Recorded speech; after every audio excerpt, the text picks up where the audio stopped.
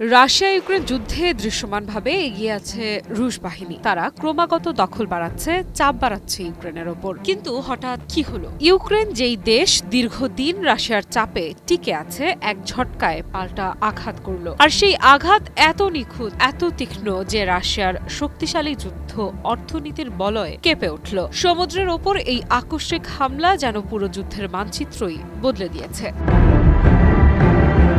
ইউক্রেনের নৌবাহিনী জানিয়েছে, নাভাল ড্রোন ব্যবহার করে ধ্বংস করা হয়েছে রাশিয়ার দুই তেলবাহী ট্যাঙ্কার কাইরোস ও ভিরাট। দুই জাহাজই জ্বালানিবাহী রাশিয়ার যুদ্ধ অর্থনীতির অন্যতম অনুষঙ্গ। জাহাজ দুটি এতটাই ক্ষতিগ্রস্ত যে আর চলাচলের উপযোগী নয়। কয়েক সেকেন্ডের মধ্যে যুদ্ধের চেহারা বদলে গেছে। অনেকদিন চাপের মধ্যে থাকা ইউক্রেন হঠাৎই শক্তি সঞ্চয় করে রাশিয়ার বুকে শটান আঘাত হানল।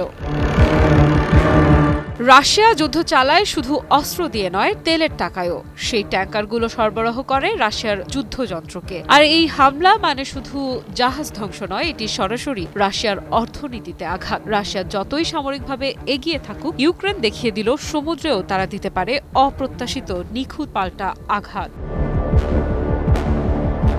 ট্যাঙ্কার দুটি তখন খালি অবস্থায় নভোরসিয়াস্ক বন্দরের দিকে এগোচ্ছিল। রুটিন শেষ, কিন্তু সাগরের নিচে লুকিয়েছিল নাভাল ড্রোন। হঠাৎ প্রচন্ড বিস্ফোরণ, মুহূর্তের মধ্যেই আগুন আর ধোঁয়া ছড়িয়ে পড়ে চারপাশে। কাইরোস ও ভিরাট, দুই বিশাল ইস্পাত দৈত্য, মুহূর্তে থমকে যায়। এ যেন রাশিয়ার শক্তিমত্তার উপর ইউক্রেনের বজ্রাঘাত।